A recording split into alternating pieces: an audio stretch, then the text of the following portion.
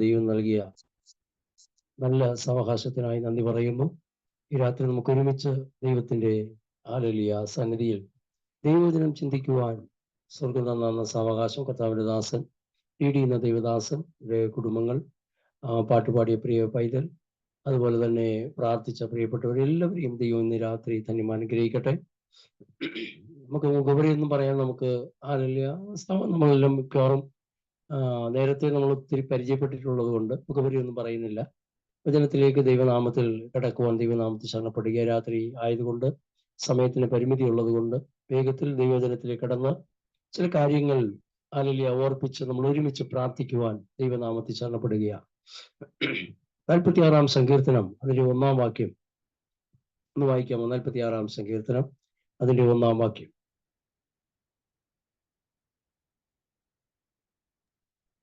ദൈവം നമ്മുടെ സങ്കേതവും ബലവുമാകുന്നു, കഷ്ടങ്ങളിൽ അവൻ ഏറ്റവും അടുത്ത തുണയായിരിക്കുന്നു. മതി. അപ്പോ ഇപ്പം മഴയുടെ പ്രയാസങ്ങൾക്ക് ഒത്തിരി. എനിക്കിവിടെ ഒരു ലൈനൊക്കെ പൊട്ടിപ്പോയിരുന്നു. ഞാൻ 6 മണിയായപ്പോഴാണ് അത് ക്ലിയർ ആയത്. ഇവിടെ നല്ല മഴയുണ്ട്, കാറ്റുണ്ട്, എല്ലാം ഉണ്ട്. എങ്കിലും കൃപയാൽ ഇത്രത്തോളം ദൈവം സഹായിച്ചല്ലോ. പലർക്കും, കേരളത്തിലുള്ള പലർക്കും അത് അനുഭവിക്കുന്നുണ്ടെന്ന് ഞാൻ വിശ്വസിക്കുന്നു. ഹല്ലേലൂയ. അതൊന്നും നമ്മളെ ബാധിക്കത്തില്ല എന്ന് നമുക്കിന്നറിയാം. ദൈവം അനുഗ്രഹിക്കട്ടെ. ആവശ്യമുള്ള ദൈവം നമുക്ക് തരുവാനിടയായി തീരും. പ്രാർത്ഥനയോട് ദിവസമായിരിക്കാം. തിരുവചനം പറയുന്നത് യഹോവ എന്റെ സങ്കേതവും ബലവും, കഷ്ടങ്ങളിൽ അവൻ ഏറ്റവും അടുത്ത തുണയാണ്. ഈ ലോകത്തിൽ കഷ്ടം വരുമ്പോഴാണ് ആൾക്കാർ അകന്നു പോകുന്നത്, ഇല്ലേ? പ്രശ്നങ്ങൾ വരുമ്പോഴാണ് ആൾക്കാർ അകന്നു പോകുന്നത്. രോഗിയായി, കടരോഗിയായി മാറിക്കഴിഞ്ഞാൽ പിന്നെ നമ്മൾ നോക്കാൻ ആരും വരത്തില്ല. ബന്ധുക്കളൊക്കെ ആദ്യമൊക്കെ വന്നു പോകും, കുറച്ച് കഴിയുമ്പോൾ പിന്നെ ആൾ കുറയും, പിന്നെ വല്ലപ്പോഴും ഫോൺ ചെയ്തും പിന്നെ അതുമില്ലാതെ പോകും. കഷ്ടം വരുമ്പോൾ, സാമ്പത്തികമായി നല്ല ഉന്നമനത്തിലിരിക്കുമ്പോൾ ഇഷ്ടംപോലെ ബന്ധുക്കളുണ്ടാകും, ബന്ധം പറഞ്ഞ ആൾക്കാർ വരാറുണ്ട്. പക്ഷെ ഇതെല്ലാം നഷ്ടപ്പെടുമ്പോൾ എല്ലാവരും അകന്നു പോകാനും എല്ലാവരും അങ്ങ് ബിസിയാ, ഭയങ്കര ബിസിയാ. കണ്ടിട്ടും കാണാതെ പോകുന്നവരുണ്ട്.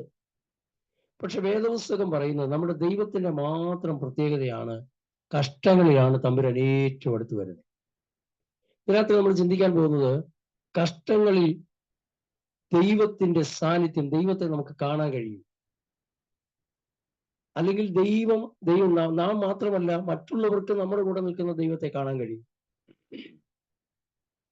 അപ്പോ നാം മാത്രമല്ല മറ്റുള്ളവർക്കും നമ്മുടെ കഷ്ടതയിൽ ദൈവം നമ്മുടെ കൂടെ നിൽക്കുന്നത് കാണാൻ കഴിയും. പനിയുടെ ബുദ്ധിമുട്ടുണ്ട്, ചുമയൊക്കെ ഉണ്ട്, ക്ഷമിക്കണം. അപ്പോ നമുക്കറിയാം മറ്റുള്ളവർ കാണുകയും നമ്മൾ കാണുകയും ചെയ്യും. എപ്പോഴാണ് കാണാൻ പോകുന്നത്? ദൈവം കൂടെ ഉണ്ടെങ്കിൽ എന്താ സംഭവിക്കുന്നത്? കർത്താവ് നമ്മുടെ കൂടെ ഉണ്ടെങ്കിൽ, കർത്താവിനോട് കൂടെ നിന്നാൽ വിടുതലുണ്ടെന്ന് 94-ാം സങ്കീർത്തനം 14 പറയുന്നു. പക്ഷെ നാം ദൈവത്തോട് കൂടെ നിൽക്കുകയാണെങ്കിൽ ഹല്ലേലൂയ, ദൈവം നമ്മുടെ ജീവിതത്തിൽ അത്ഭുതം ചെയ്യും. ഇന്ന് രാത്രി ചില പ്രശ്നങ്ങളുടെ നടുവിൽ ദൈവത്തെ നിങ്ങൾ കാണുവാൻ കഴിയും, ദൈവ സാന്നിധ്യം കാണാൻ കഴിയും. പ്രതീക്ഷിക്കുന്ന പലരെയും നിങ്ങൾ കാണത്തില്ല, പക്ഷെ പ്രതീക്ഷിക്കാത്ത ദൈവത്തെ നിങ്ങൾക്ക് കാണാൻ കഴിയും. അങ്ങനെ മാനസികമായ പ്രശ്നങ്ങളായിരിക്കുന്നവർക്കൊക്കെ ദൈവത്തെ കാണാൻ കഴിയും. പല സ്ഥലങ്ങളിൽ കർത്താവ് കൂടെ നിൽക്കുന്നു, സമീപസ്ഥനായിരിക്കുന്നുണ്ട്, ഇല്ലേ? 36-ാം സങ്കീർത്തനം 18 വായിക്കുമ്പോൾ കാണുന്നുണ്ട്, ഹൃദയം നിറഞ്ഞവർക്ക് യഹോവ സമീപസ്ഥൻ, മനസ്സ് നിറഞ്ഞവരെ അവൻ രക്ഷിക്കുന്നു. Price the Lord. ഹല്ലേലൂയ. യെശയ്യാ 57:15 പറയുന്നുണ്ട്, മനോവിനയം ഉള്ളവരോട് കൂടെ വസിക്കുന്നു. അപ്പോ ഈ ദൈവം കൂടെ ഇരുന്ന വിടുതലുണ്ടെന്ന് അറിഞ്ഞൊരു മനുഷ്യൻ പ്രാർത്ഥിക്കാൻ പോയി. 1 Timothy 4:10 വായിക്കുമ്പോ യബേസ് പറയുക, നിന്റെ കൈ എന്നോട് കൂടെ ഇരുന്നെങ്കിൽ കൊള്ളാമായിരുന്നു. ദൈവം എന്നോട് കൂടെ ഇരുന്നെങ്കിൽ നന്നായിരുന്നേനെ. ദൈവം എന്നോട് കൂടെ ഇരിക്കണം. നമ്മളെല്ലാം പ്രാർത്ഥിക്കുന്ന പ്രാർത്ഥന, കർത്താവേ നീ എന്നോട് കൂടെ ഇരിക്കണമെന്ന്. ഇടയ്ക്കിടയ്ക്ക് തിരിച്ചും പ്രാർത്ഥിക്കണം, എനിക്ക് നിന്നോട് കൂടെ ഇരിക്കണം കർത്താവേ, എനിക്ക് ദൈവത്തോടു കൂടെ നടക്കണം, കൃപ തരണേ, ദൈവത്തോട് പ്രാർത്ഥിക്കണം. ഒരു ഭക്തനായ മനുഷ്യൻ തൻ ജനിക്കുന്നതിന് മുൻപേ മാതാവിന്റെ ഉദരത്തിൽ ഇരിക്കുമ്പോൾ തന്നെ ദൈവത്തിന്റെ അനുഗ്രഹവും വാഗ്ദത്തം പ്രാപിച്ചൊരു മനുഷ്യനാണ് യാക്കോബ്. പിന്നെ ജ്യേഷ്ഠാവകാശം മേടിച്ചു, അപ്പന്റെ അനുഗ്രഹം മേടിച്ചു, ഇതെല്ലാം ഉണ്ടായിരുന്ന മനുഷ്യൻ ഒരു സുപ്രഭാതത്തിൽ ഇവൻ ഭവനം വിട്ട് ഓടേണ്ട ഒരു സാഹചര്യം വന്നു. അവനറിയാമല്ലോ, സഹോദരൻ അവനെ കൊന്നുകളയുമെന്ന് പറയുന്ന വാക്ക് മാതാവ് കേട്ടു. മാതാവ് പറഞ്ഞു, മോനെ നീ ഇവിടെ നിൽക്കണ്ട, നീ ഇവിടുന്ന് ഓടി എൻ്റെ സഹോദരന്റെ വീട്ടിൽ പോകും, ഞാൻ ഇവിടുത്തെ ചേട്ടന്റെ കോപമൊക്കെ തീരുമ്പോൾ ഞാൻ നിന്നെ തിരിച്ചു വിളിച്ചോളാം എന്നൊക്കെ പറഞ്ഞ് അവന് ആവശ്യമായ സാധനങ്ങളൊക്കെ കൊടുത്തു വിടുക. ഇവന് ഓടാൻ തുടങ്ങി. ആദ്യമായിട്ട് ഒറ്റയ്ക്ക് ആദ്യമായിട്ട് യാത്ര ചെയ്യുകയാണ്. പ്രത്യേകിച്ച് ഒരു ദൂരയാത്രയാ. ദൂരയാത്ര ചെയ്ത് പോകുമ്പോൾ പോകുന്ന വഴിയിൽ ക്ഷീണിതനായി തളർന്നു പോയി, ആഹാരസാധനമൊക്കെ തീർന്നു. വെല്ലൂസ് എന്ന് പറയുന്ന സ്ഥലത്ത് കിടന്നുറങ്ങാൻ തുടങ്ങി. കിടന്നുറങ്ങുന്ന വെച്ചാൽ ഭയന്നാ കിടക്കുന്നത്. ഒറ്റയ്ക്കാണല്ലോ. ഇന്നലെ വീട്ടിൽ മമ്മിയും പപ്പയൊക്കെ ഉണ്ടായിരുന്നു. പക്ഷെ ഇന്ന് അവൻ ഒറ്റയ്ക്ക് കിടക്കുക. ചില മേഖലകളിൽ ദൈവം നമ്മളെ ഒറ്റയ്ക്ക് കൊണ്ടുപോകുന്നത് എന്തെന്നറിയാമോ? നമ്മുടെ കൂടെ ദൈവം ഉണ്ടെന്ന് തെളിയിക്കാൻ വേണ്ടിയാ. ദൈവം നിന്നോട് കൂടെ ഉണ്ടെന്ന് തെളിയിക്കാൻ വേണ്ടിയാണ് ചില ഒറ്റപ്പെടുത്തൽ നമുക്ക് ജീവിതത്തിൽ വരുന്നത്. രാത്രി മറ്റുള്ളവർ നമ്മളെ ഒറ്റപ്പെടുത്തിയെന്നിരിക്കാം. ചിലപ്പോൾ നിർബന്ധ പ്രകാരം ഒറ്റപ്പെടേണ്ട സാഹചര്യങ്ങൾ ഉണ്ടായെന്നിരിക്കാം. ബന്ധുക്കൾ, ചർച്ചക്കാരെല്ലാം ഒറ്റപ്പെടുത്തി, സഭയിലും ഒറ്റപ്പെടുത്തിയെന്നിരിക്കാം. പക്ഷെ ഒരു കാര്യമുണ്ട്, ദൈവം നിന്നോട് കൂടെ ഉണ്ടെന്ന് തെളിയിക്കണമെങ്കിൽ നമ്മൾ ഒറ്റപ്പെട്ടേ മതിയാകത്തുള്ളൂ. അന്ന് രാത്രി യാക്കോബ് ഒരു സ്വപ്നം കണ്ടു. ഒരു ഗോവേണി, സ്വർഗത്തോളം എത്തുന്ന ഒരു ഗോവേണി വെച്ചിട്ടുണ്ട്. അതിൽ ദൂതന്മാർ കയറുകയും ഇറങ്ങുകയും ചെയ്യുന്ന ഒരു ദർശനം. അപ്പോ അവന് മനസ്സിലായി, ഞാൻ വരുന്നതിന് മുമ്പ് ഇവിടെ ദൂതന്മാർ ഇവിടെ ഉണ്ടായിരുന്നു. നമുക്ക് പലപ്പോഴും പറയുന്ന, കർത്താവേ ഞാൻ ഒറ്റയ്ക്കായിപ്പോയി, ആരുമില്ല എന്നൊക്കെ പറയുമ്പോഴും നാം അറിയാതെ നമുക്ക് വേണ്ടി ദൈവദൂതന്മാരെ ദൈവം അവിടെ ഇറങ്ങി നിൽക്കുന്നത് നമുക്ക് കാണാൻ കഴിയും. ഈ ദർശനം കണ്ട, ഈ സ്വപ്നം കണ്ട ഈ മനുഷ്യൻ, അദ്ദേഹം അവിടുന്ന് ഉണർന്നിട്ട് പറയുന്ന ഒരു കാര്യമുണ്ട്.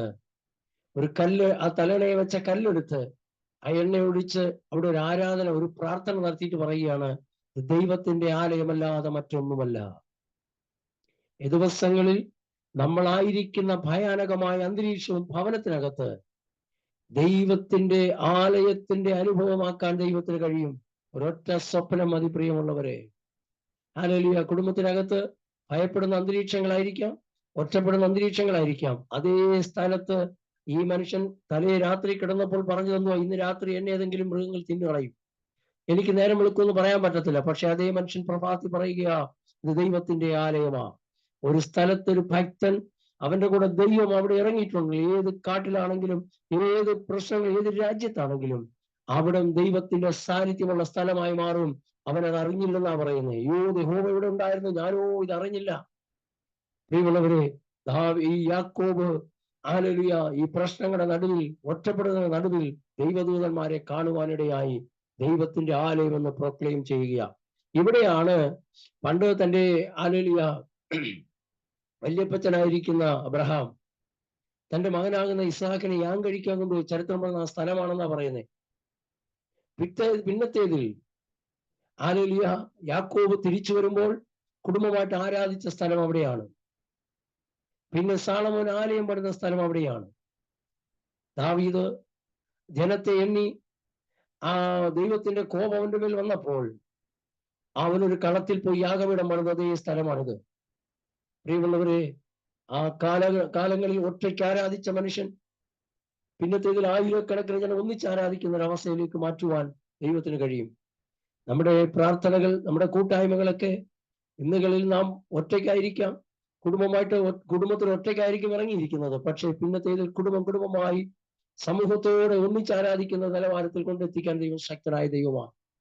Hallelujah, hallelujah. അപ്പം വ്യക്തമായി ദൈവത്തെ കാണുവാൻ യാക്കോബിന് കഴിഞ്ഞെങ്കിൽ അവൻ പറഞ്ഞു, എനിക്ക് ആരുമില്ല, എന്റെ കൂടെ ഇവിടെ ആരുമില്ല, ഒരു കൂട്ടുകാർ പോലും ഇല്ല, വീട്ടിലെ ആരും എന്നോട് കൂടെ ഇല്ല, പക്ഷെ ദൈവം നമ്മോട് കൂടെ ഉണ്ട്. ഒരിക്കലും എലിയാവ് പറഞ്ഞത്, ഞാൻ ഒറ്റയ്ക്കേ ഉള്ളൂ, 850 ബാലിന്റെ പ്രവാചകന്മാരും അപ്പുറം നിൽക്കുന്നു, ജനം അവരുടെ കൂടെ നിൽക്കുന്നു, പക്ഷെ ഏലിയാവ് ഒറ്റയ്ക്കാ.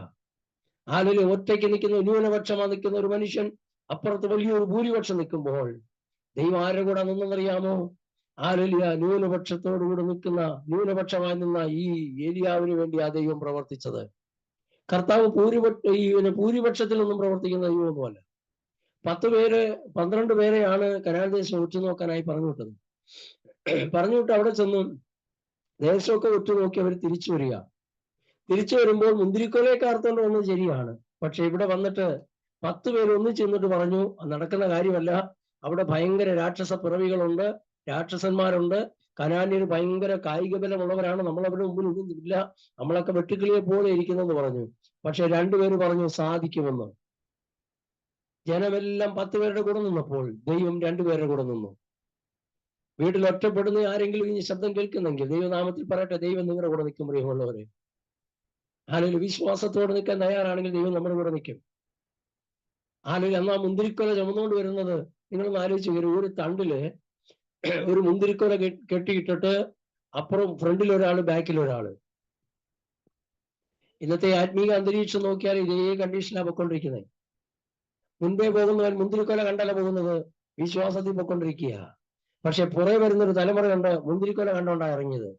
ഇന്നും പണ്ടൊക്കെ അപ്പച്ചന്മാർ കർത്താവിന്റെ വേലയ്ക്ക് വേണ്ടി ഇറങ്ങി, വിശ്വാസത്തിൽ ഇറങ്ങി തിരിച്ചു, കർത്താവിന് വേണ്ടി ഓടി, അവരുടെ ആരോഗ്യവും അവരുടെ സമയങ്ങളും കൊടുത്ത് ചെരുപ്പ് പോലും ഇടാതെ സുവിശേഷ വേലയ്ക്ക് വേണ്ടി ഇറങ്ങിയപ്പോൾ അതിന്റെ പിന്നിലാണ് ദൈവ തലമുറകളെ അനുഗ്രഹിക്കാൻ തുടങ്ങിയത്. ഇന്ന് സുവിശേഷ വേലയ്ക്ക് ഇറങ്ങുന്നത് എന്തിനെന്നറിയാമോ?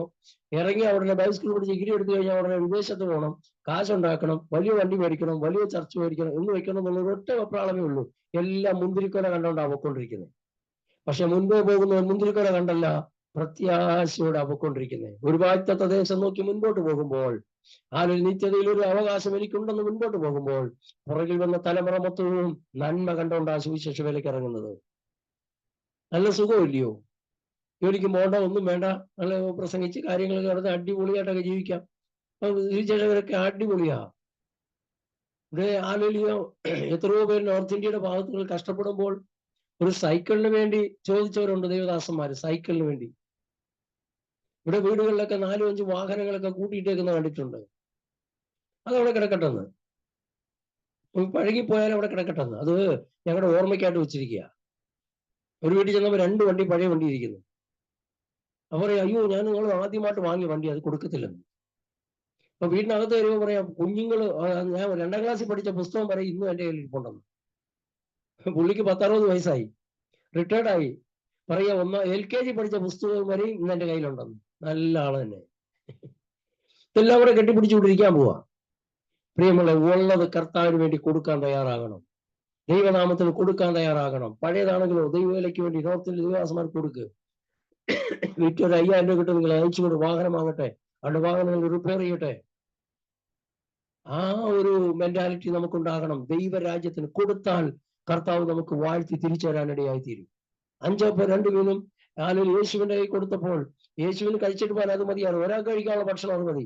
5 മീനും ഇല്ലേ? 3 അപ്പം ആയാലും ഒരാൾക്ക് അത്യാവശ്യം കഴിക്കാം. 5 മീനും എല്ലാവരും വിചാരിച്ച് യേശു ഇപ്പൊ കഴിച്ചിട്ട് അങ്ങ് പോകും, എല്ലാവരും ആമേൻ പറഞ്ഞങ്ങ് പോകത്തേ ഉള്ളൂ, എല്ലാവർക്കും പ്രാർത്ഥിക്കും. ഇല്ല പ്രിയമുള്ളവരെ, അത് വാങ്ങി വാഴ്ത്തി സ്വർഗത്തിലേക്ക് ഉയർത്തി വാഴ്ത്തി ദൈവത്തെ വാഴ്ത്തി തിരിച്ചു കൊടുത്ത് അത് മറ്റുള്ളവർക്ക് വിളമ്പുവാനിടയായി, അധികം വരുവാനിടയായി. കൊടുക്കാൻ തയ്യാറാണെങ്കിൽ ദൈവം നമ്മുടെ ഭവനത്തിൽ അധികം വരുത്താൻ പോവുകയാണ്. Price the Lord. നമ്മുടെ ശബ്ദം ദൈവത്തിന് കൊടുക്കണം. പാട്ട് പാടാൻ പറയുമ്പോൾ അയ്യോ എന്നെ കൊണ്ട് പറ്റത്തില്ല, ഇല്ല, ഉള്ള സ്വരവും ടോണും ഒന്നും വേണ്ടെന്നേ. പിച്ച് ഔട്ട് ആയാലും കുഴപ്പമൊന്നുമില്ല, പാടാൻ തയ്യാറാകണം. പ്രാർത്ഥിക്കാൻ നമ്മുടെ ശബ്ദം കൊടുക്കണം ദൈവത്തിന്, നമ്മുടെ ആരോഗ്യം ദൈവത്തിന് കൊടുക്കണം. Price the Lord. ഞാൻ ചില ദൈവദാസന്മാരുണ്ട്, ചില ദൈവമക്കളുണ്ട്, വിദേശത്തുനിന്ന് 1 മാസത്തിനൊക്കെ അവധിക്ക് വരാറുണ്ട്. കുഞ്ഞുങ്ങൾക്ക് അവധിയാവുമ്പോൾ നാട്ടിൽ വരാറുണ്ട്.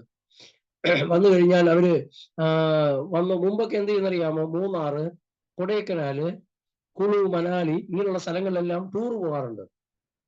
ഒരു 10-60,000 രൂപ അടിച്ച് 1 ലക്ഷം രൂപയെങ്കിലും അടിച്ചു പൊളിച്ച് അവർ തിരിച്ചു പോകും. കാരണം വർഷത്തിൽ ഒരിക്കലല്ലേ പാസ്റ്റേ വരണേ, ഇത് കറങ്ങിയിട്ട് പോവാന്ന്. പക്ഷെ ചിലരങ്ങനല്ല. ചിലർ വന്നാൽ ഉടനെ ഏതെങ്കിലും ഒരു മിഷൻ ഫീൽഡിലോട്ട് അങ്ങ് പോവുക, കുഞ്ഞുങ്ങളെ കൊണ്ട് അങ്ങ് പോവും.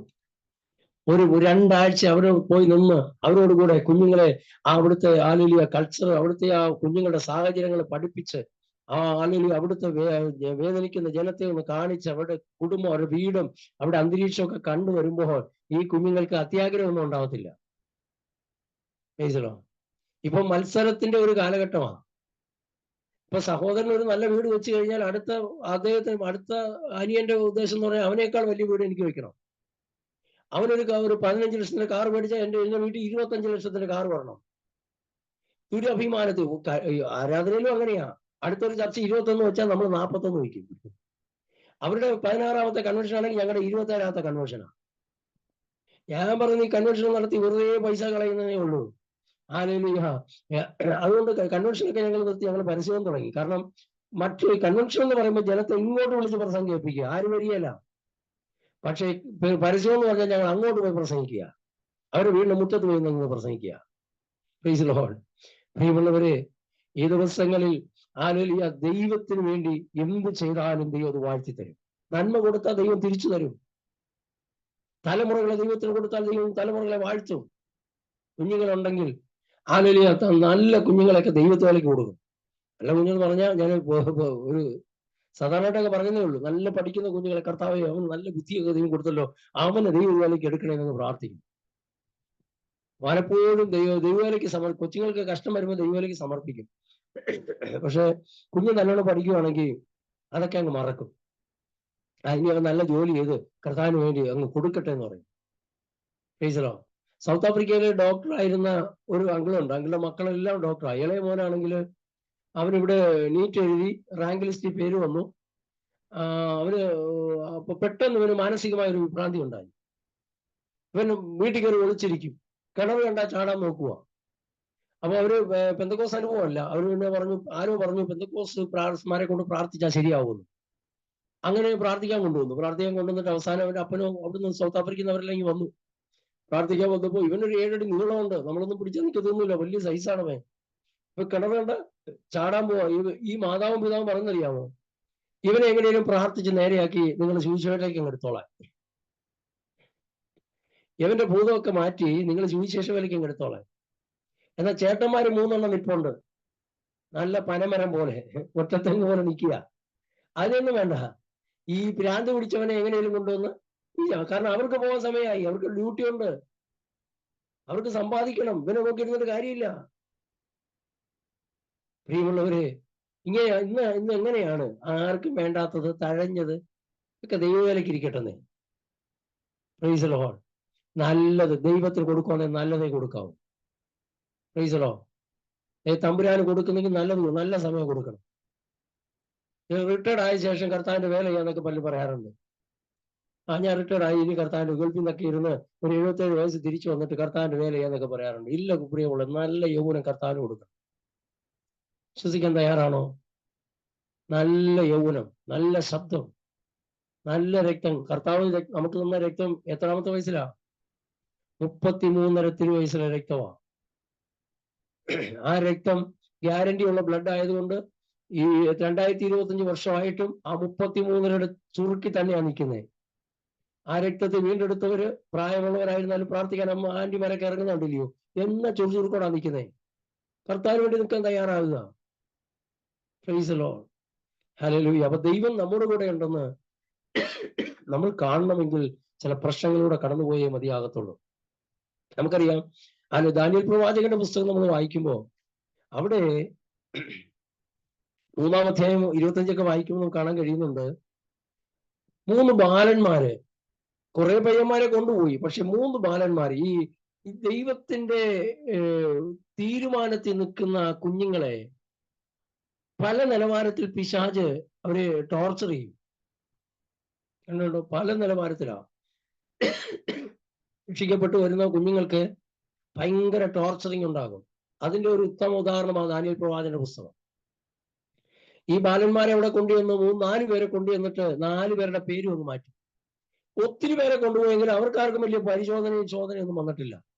ആദ്യം അവരുടെ പേര് മാറ്റി, 2 അവരുടെ ആഹാര രീതി മാറ്റി, 3 അവരുടെ പ്രാർത്ഥനയ്ക്ക് വിരോധമായി, അവരുടെ ആരാധനയ്ക്ക് വിരോധമായി ശത്രു പദ്ധതി ഒരുക്കി. നോക്കണം.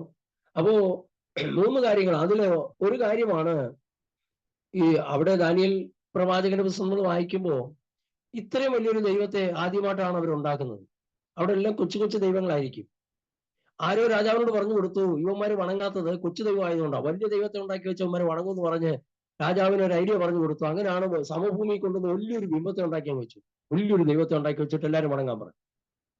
ഇനി ഇതിന്റെ കൊച്ചു ദൈവമല്ല, വലിയ ദൈവം എന്ന് പറഞ്ഞാൽ അതിലും വലിയ ദൈവത്തെ ഉണ്ടാക്കി എന്ന് പറഞ്ഞാലും അതിൽ തീരുമാനമുള്ള ഒരു വണങ്ങത്തില്ല. അപ്പൊ അങ്ങ് വണങ്ങത്തില്ലാതെ വന്നപ്പോൾ തീർച്ചയായിട്ടും രാജാവിന് കോപം വന്നു. രാജാവ് പറഞ്ഞു, തീച്ചൂടലെടുത്തതും 7 മടങ്ങ് ഇപ്പൊ വർദ്ധിപ്പിക്കാൻ പോവുകയാണ്. അങ്ങനെ പേടിപ്പിച്ചെങ്കിലും ഇവരെ ആരാധിപ്പിക്കാനുള്ള പദ്ധതി നോക്കി, ഒന്ന് വണങ്ങാൻ നോക്കിയതാ. പക്ഷെ അവര് പറഞ്ഞെന്നറിയാമോ, ഞങ്ങളുടെ ദൈവം വിടുവിച്ചാലും ഇല്ലെങ്കിലും ഞങ്ങൾ ആ രാജാവേ അങ്ങ് വെച്ച ബിംബത്തിന് മുമ്പ് ഞങ്ങൾ നമസ്കരിക്കത്തില്ല. തീരുമാനത്തിന് ഉറപ്പായി. ഇനി ഒരിക്കലും മാറ്റമില്ല. ഈ ചെറുക്കന്മാര് ചാവാൻ തന്നെ, ഇപ്പന്മാര് ഫ്രൈ ആവുമെന്ന് പറഞ്ഞുകൊണ്ടായി. ഇപ്പൊ ഇവന്മാര് കരിഞ്ഞു പോകും. മരിക്കാൻ തയ്യാറായിട്ട് നിൽക്കുന്ന ചെറുക്കാരെന്ന് പറഞ്ഞു, കെട്ടിയെടുത്തിടാന്ന് പറഞ്ഞു. കൈയും കാലും കെട്ടിക്കൊണ്ടു തീക്കകത്തിട്ടു. ഇട്ടവര് പൊള്ളി എന്നാ പറയുന്നത്. പക്ഷേ കുറച്ചു കഴിഞ്ഞ് രാജാവ് തല എണ്ണുവാ. 1, 2, 3. എത്ര പേരെ ഇട്ടത്? 3 പേരെ. 3 കറക്റ്റാണല്ലോ, 3 പേരല്ലേ ഇട്ടു? 3 പേരാ. പിന്നെ 4 പേരെന്താ തീക്കകത്ത് കിടക്കുന്നു? തീക്കകത്തൂടെ വേറൊരാൾ നടക്കുന്നു. എന്നിട്ട് രാജാവ് തന്നെ പറയുക, അത് ദൈവപുത്രന് സദൃശനായ ഒരുവനാ. ദൈവപുത്രൻ നമ്മുടെ കർത്താവാ. തീച്ചൂളക്കകത്ത് വീണപ്പെടാ രാജാവ് കാണുന്ന ദൈവം അവരുടെ കൂടെ ഉണ്ടെന്ന്. കരയ്ക്ക് നിൽക്കുമ്പോൾ വേണമെങ്കിൽ ദൈവം അവരെ ഇങ്ങനെ പ്രൊട്ടക്ട് ചെയ്ത് ഇങ്ങനെ പിടിച്ച് കൊണ്ടു നടക്കായിരുന്നു, ഇല്ലേ? തീച്ചൂള വീഴാതെ കയ്യിൽ ഇങ്ങനെ താങ്ങി തെറിപ്പിച്ച് അങ്ങ് ദൂരെ കൊണ്ടുപോയിടായിരുന്നു. അതൊന്നും ചെയ്തില്ല. അകപ്പെട്ടപ്പോൾ രാജാവ് പറയുന്നു, 4-മനൊരുവൻ ദൈവത്തിന് സദൃശനായ ഒരുവനുണ്ട്. അപ്പൊ തീച്ചുളയ്ക്കകത്ത് വീണപ്പോൾ എന്ത് കണ്ടെന്നറിയാമോ? ദൈവം അവരോട് കൂടെ ഉണ്ടെന്ന് മനസ്സിലായി. ഒരു രാജ്യത്തിലെ രാജാവാണ് കൂടെ ഉണ്ടെന്ന് കണ്ടത്. നോക്കണം, ദൈവം കൂടെ ഉണ്ടെന്ന് കണ്ടത്. ആരും ഈ ബാലന്മാര് കണ്ടോന്ന് എനിക്കറിയത്തില്ല, പക്ഷേ രാജാവ് കാണുവാനിടയായി. ദാനിയേലിനെ സിംഹക്കുഴിയിലിട്ടപ്പോഴും ഇതുപോലെ ആ ദൈവം അവനെ സംരക്ഷിച്ചു എന്ന് രാജാവിന് ബോധ്യപ്പെട്ടു. സിംഹക്കുഴിയിൽ ഇറങ്ങി സംരക്ഷിക്കുന്ന ഒരു ദൈവം, ദാനിയേലെ നിന്റെ ദൈവം എനിക്ക് നന്നായിട്ട് അറിയാം എന്ന് പറഞ്ഞുകൊണ്ട് ദാനിയേലിന് ആ സിംഹക്കുഴിയുടെ വക്കിരുന്നുകൊണ്ട് ഈ രാജാവ് പറഞ്ഞ് ലെറ്റർ പാഡ് കൊണ്ടുപോവാ. ഇനി ദാനിയേലിന്റെ ദൈവത്തെ അല്ല ഇനി ആരും ആരാധിക്കാൻ പാടില്ല, പ്രാർത്ഥിക്കാൻ പാടില്ലെന്ന് ലെറ്റർ പാഡ് എഴുതി. എന്നിട്ട് അവിടെ ഇരുന്നുകൊണ്ട് തന്നെ പറഞ്ഞു, ഇത് ആരാണ് അഴിയൊക്കെ ഒപ്പിച്ച് അമരെല്ലാം പിടിച്ചോണ്ട് ഞാൻ പറഞ്ഞു. അവർ വീട്ടിൽ ഭയങ്കര ട്രീറ്റ് ആണ്. എന്താ കാര്യം തന്നെ, ദാനിയേലിന്റെ കഥ തീർന്നു. ദാനിയേലിനെ സിംഹം തിന്നെന്നും പറഞ്ഞുകൊണ്ട് ഓരോരുത്തർ കാര്യം പറഞ്ഞ് രാവിലെ നല്ല ബ്രേക്ക്ഫാസ്റ്റ് ഒക്കെ ഉണ്ടാക്കി കഴിച്ചുകൊണ്ടിരുന്നപ്പോഴാണ് കൊട്ടാരത്തിൽ നിന്ന് വണ്ടി വരുന്നു. എന്തിനാ? രാജാവ് വിളിക്കുന്നെന്ന്. ഇനിയിപ്പോ രാജാവ് നോക്കി വല്ല സമ്മാനം വല്ല തരാൻ വല്ല ആയിരിക്കും പറഞ്ഞുകൊണ്ടാ കയറിയത് വണ്ടിക്കകത്ത്. പക്ഷെ എങ്ങോട്ടാ കൊണ്ടുപോയത്? കൊട്ടാരത്തിലോട്ടല്ല കൊണ്ടുപോയത്, സിംഹക്കുഴിയുടെ അടുത്തോട്ടാ കൊണ്ടുപോയത്. അപ്പൊ ഇനിയിപ്പോ ഈ ദാനിയേലിന്റെ അവിടെ അസ്ഥി കഷ്ണങ്ങളൊക്കെ കാണിക്കാൻ വേണ്ടി കൊണ്ടുപോകായിരിക്കും എന്നാ വിചാരിച്ചേ. ഇല്ല, നിന്നെ അതിനകത്ത് പറക്കിയിടാൻ വേണ്ടിയാ കൊണ്ടുപോയത്. ദൈവം ദാനിയേലിനെ സംരക്ഷിച്ചെന്ന് രാജാവിന് മനസ്സിലായി. ഈ ബാലന്മാരെ സംരക്ഷിച്ചെന്ന് രാജാവിന് മനസ്സിലായി. ദൈവം നമ്മൾ ഏത് രാജ്യത്തായിരുന്നാലും നമ്മോട് ഇടപെടുന്ന, നമുക്ക് വേണ്ടി പ്രവർത്തിക്കുവാൻ ദൈവം അവിടെയുള്ള ചെറിയ സൂപ്പർവൈസറിനെ ഒന്നും അല്ല എഴുന്നേൽപ്പിക്കുന്നേ, രാജാക്കന്മാരോട് സംസാരിക്കുന്ന ദൈവം. എത്ര പേര് വിശ്വസിക്കുന്നുണ്ട്? നെഹമ്യാവിനോട് ചോദിക്കും, നെഹമ്യാവിനോട് അവിടുത്തെ പഞ്ചായത്ത് മെമ്പറോടാണോ സംസാരിച്ചത്? അല്ല, രാജാവിനോട് ഇടപെട്ട ദൈവം. ദാനിയേൽ ഡയറക്റ്റ് രാജാവുമായിട്ടാ ബന്ധം. എന്തിനേറെ പറയണം, നമ്മുടെ മിസ്റ്റർ ജോസഫ് അവനറിയാം അപ്പന് ഭയങ്കര ഇഷ്ടമായ ഒരു നിലയങ്കിയൊക്കെ കൊടുത്തു. ഒരു സന്തോഷത്തോടെ ഭവനത്തിൽ ഇരിക്കുന്നുണ്ട്. സ്വപ്നം പുള്ളിക്കാരൻ കണ്ടു. അതാണ് ഏറ്റവും വലിയ കുഴപ്പമായത്. അപ്പൊ സ്വപ്നമൊക്കെ കണ്ടപ്പോ അപ്പനും സഹോദരന്മാരൊക്കെ പറഞ്ഞു, ഞങ്ങളെല്ലാം നിന്നെ വണങ്ങൂ എന്നൊക്കെ പറഞ്ഞതാ. പക്ഷെ ഇത് കഴിഞ്ഞു. ഇവരെ കൈ കിട്ടാൻ വേണ്ടി ഇങ്ങനെ നോക്കിയിരുന്നപ്പോഴാണ് ഒരു ദിവസം ആട് മേയ്ക്കാൻ പോയ അച്ചാച്ചന്മാരെ തിരക്കിക്കൊണ്ട് ഇവൻ കുറച്ച് പാലകാരും സാധനമൊക്കെ എടുത്തുകൊണ്ട് അങ്ങോട്ട് വരിക. ദൂരെ നോക്കിയിട്ട് പറഞ്ഞു, അവന്റെ സ്വപ്നക്കാരൻ വരുന്നുണ്ട്, ഇന്ന് അവന്റെ സ്വപ്നം നമ്മൾ ഉടയ്ക്കണം, അവന്റെ സ്വപ്നം ഒന്ന് നിറവേറുന്നൊന്ന് കാണട്ടെ, നമ്മളെല്ലാം വണങ്ങും പോലും. അങ്ങനെയൊക്കെ പറഞ്ഞ് ജോസഫിനെ പിടിച്ച് അവന്റെ അങ്കി ഊരിയെടുത്ത് ഇവനെ അടിച്ച് കൊല്ലാൻ പദ്ധതി ഒരുക്കിയപ്പോൾ ഒരാൾ പറഞ്ഞു, കൊല്ലണ്ട, അവനെ കിണറ്റിട്ടേ, അവിടെ കിടന്ന് ചത്തോട്ടെന്ന്. അങ്ങനെ ഇരുന്നപ്പോ യോസഫിന്റെ ഭാഗ്യം, സ്വപ്ന ദൈവം അവന്റെ കൂടെ ഉള്ളത് കൊണ്ട് പൊട്ടക്കണറ്റി കിടന്ന് ചാകാൻ ദൈവം അനുവദിക്കത്തില്ല. ദൈവം അവനോട് കൂടെ ഉണ്ട്. അതുകൊണ്ടൊന്നും സംഭവിച്ചെന്നറിയാമോ? അന്നേരം ഒരു വ്യാപാരികൾ ഇങ്ങനെ വരിക. അന്നേരം ആ ഒരുത്തന് ബുദ്ധി തോന്നിയത്, വിറ്റാ ഇത്തിരി കാശ് കിട്ടൂടാ, നമുക്ക് ഇവനെ വിൽക്കാന്ന് പറഞ്ഞു. അങ്ങനെ വിറ്റ് 20 വെള്ളിക്കാശ് മേടിച്ച് 2 വെള്ളിക്കാശ് പോക്കറ്റിട്ടുകൊണ്ട് ഉമാര് പോയി. ജോസഫ് അത് നേരെ ചന്തയിൽ പോയി. അവിടെ നിന്ന് അവനെ വീണ്ടും മറുകച്ചവടം അടിച്ചു. കിട്ടുന്ന നല്ല വിലയ്ക്ക് അവനെ വിറ്റു. 10 പേർ മേടിച്ച് വീട്ടിൽ കൊണ്ടാക്കി. അവിടെ ചെന്ന് ദൈവം അവനോട് കൂടെ ഉള്ളത് കൊണ്ട് ആ ഭവനത്തിൽ എല്ലാ കാര്യങ്ങളും ആ ഉടമസ്ഥൻ അവനെ ഏൽപ്പിച്ചു. അവൻ അവിടുന്ന് ഒരു പ്രതിസന്ധി വന്നു. ദൈവത്തിന് വിരോധമായിട്ട് പാപം ചെയ്യാൻ അവൻ എവിടെ ഓടി? കാരാഗ്രഹത്തിൽ ചെന്ന് കിടക്കേണ്ടി വന്നു. കാരാഗ്രഹത്തിൽ കിടക്കുക. നമ്മളാണെങ്കിലോ നമ്മുടെ ഗ്രഹപ്പഴ നമ്മുടെ എന്താ തലയിലെടുത്ത് ഇങ്ങനെ ആയി പോയല്ലോ എന്ന് പറഞ്ഞ് ചിന്തിച്ച് പിന്നെ ആഹാരം കഴിക്കാതെ ഒരു പരുവായി കിടക്കുമായിരുന്നു. പക്ഷെ ജോസഫ് അങ്ങനല്ല, അവിടെ ചെന്നിട്ടും പ്രവചിക്കാൻ തുടങ്ങി. അതാ വിഷയം. ദൈവം കൂടെ ഉണ്ടെങ്കിൽ, ദൈവ അഭിഷേകം ഉണ്ടെങ്കിൽ പ്രിയമുള്ളവരെ, ഏത് കാരാഗ്രഹത്തിൽ നീ പ്രവചിക്കും. അവിടുത്തെ ഒരു ശുശ്രൂഷയാണ് ജോസഫിന്റെ വഴി തുറന്നത്. ഇസാക്കിനോട് ചോദിക്കും, ഇസാക്കിനെ ആരൊക്കെ ഓടിച്ചെന്ന് പറഞ്ഞാലും പോകുന്നിടത്തെല്ലാം ഉറവ് കുത്തിക്കൊണ്ടേയിരിക്കും. അങ്ങനെ ജോസഫ് കാരാഗ്രഹത്തിൽ 2 പേരോട് ദൂത് പറഞ്ഞു. 2 പ്രവചനം അടിച്ചു. രണ്ടും അങ്ങ് നടന്നു. അപ്പൊ നടന്നവൻ കൊട്ടാരത്തിൽ പോകുമ്പോൾ ഓർക്കണേന്ന് പറഞ്ഞു. അവൻ കൃത്യം കൊട്ടാരത്തിൽ ചെന്നവനെ മറന്നുപോവുകയും ചെയ്തു. അപ്പം ദൈവം അവനെ ഓർമ്മിപ്പിക്കത്തക്ക നിലവാരത്തിൽ ഒരു സാഹചര്യം ഒരുക്കി. അങ്ങനെ ഇരുന്നപ്പോഴാണ് ഫറവോൻ സ്വപ്നം കണ്ടു. 2 സ്വപ്നം കണ്ടു. ഈ ദർശനം നമ്മുടെ കയ്യിൽ ദൈവം തന്നിട്ടുണ്ടെങ്കിൽ ആ ദർശനത്തിലൂടെ മാത്രമേ നമുക്ക് വഴി തുറക്കത്തുള്ളൂ. എത്ര പേർക്ക് ആമേൻ പറയാൻ കഴിയുന്നുണ്ട്? നമുക്ക് തന്നിരിക്കുന്ന വെളിപ്പാടുകൾ, ആ വെളിപ്പാടിലൂടെ മാത്രമേ ദൈവം നമുക്ക് വഴി തുറക്കത്തുള്ളൂ. സ്വപ്നത്തിൽ ബാധിക്കപ്പെട്ട ജോസഫിനെ പുറത്തെടുക്കുവാൻ ഫറവോൻ സ്വപ്നം കൊടുത്തു. ജോസഫിനെ പുറത്തെടുത്തു. അപ്പോൾ സ്വപ്നത്തിലൂടെ ബാധിക്കപ്പെട്ടവനെ സ്വപ്നത്തിലൂടെ പുറത്തെടുത്തു. ഈ മുള്ളിനെ മുള്ളുകൊണ്ടെടുക്കുന്ന പോലെ ദൈവത്തിന്റെ പരിപാടി. വേദോസൊക്കെ നോക്കി അഗോചരമായ കാര്യങ്ങളാണ് വേദോസത്തിനകത്തുള്ളത്. പണ്ട് ആദാമിനും ഹവ്വയ്ക്കും നഷ്ടപ്പെട്ടത് ആഹാരത്തിലൂടെയാണെങ്കിൽ യേശു പറയാൻ, ഞാൻ ജീവന്റെ അപ്പമായി, എന്നെ തിന്നുന്നവൻ എന്മൂലം ജീവിക്കും. ആഹാരത്തിലൂടെ നഷ്ടപ്പെട്ടത് മറ്റൊരു ആഹാരത്തിലൂടെ നമുക്ക് തിരിച്ചു തരുന്നത് കാണാൻ കഴിയുക. പ്രിയമുള്ളവരെ, അങ്ങനെയെങ്കിൽ ഈ രാത്രി ജോസഫ് കാരാഗ്രഹത്തിൽ ദൈവം അവനോട് കൂടെ ഉള്ളത് കൊണ്ട് ആ കാരാഗ്രഹത്തെ അവൻ ശുശ്രൂഷിച്ചു. നമ്മളാണെങ്കിൽ എന്റെ ഗതിയോട് ഇങ്ങനെ ആയിപ്പോയല്ലോ, വീട്ടിലെ കാര്യങ്ങളൊക്കെ ഓർത്ത്, വീട്ടിലെ പപ്പ എന്നെ എത്രമാത്രം സ്നേഹിച്ചതാണ്, എനിക്ക് നല്ല ഭക്ഷണമൊക്കെ തരുമായിരുന്നു, എനിക്ക് നല്ല ചെരുപ്പ് മേടിച്ച് തരുമായിരുന്നു, എന്റെ ബർത്ത്ഡേക്ക് നല്ല ഉടുപ്പ് മേടിച്ച് തരുമായിരുന്നു. ഇപ്പൊ എനിക്ക് ഉടുപ്പുമില്ല, ഒന്നുമില്ല. പൊത്തിപ്പേർ മേടിച്ച് തന്ന കയ്യിൽ ആളുടെ ഭാര്യ ഊരിക്കൊണ്ടുപോയി. അതെല്ലാം പോയപ്പോഴും ജോസഫിന്റെ കൂടെ ദൈവം ഉള്ളത് കൊണ്ട് ഏത് കാരാഗ്രഹത്തിലും ജോസഫ് പ്രവചിക്കാൻ തുടങ്ങി.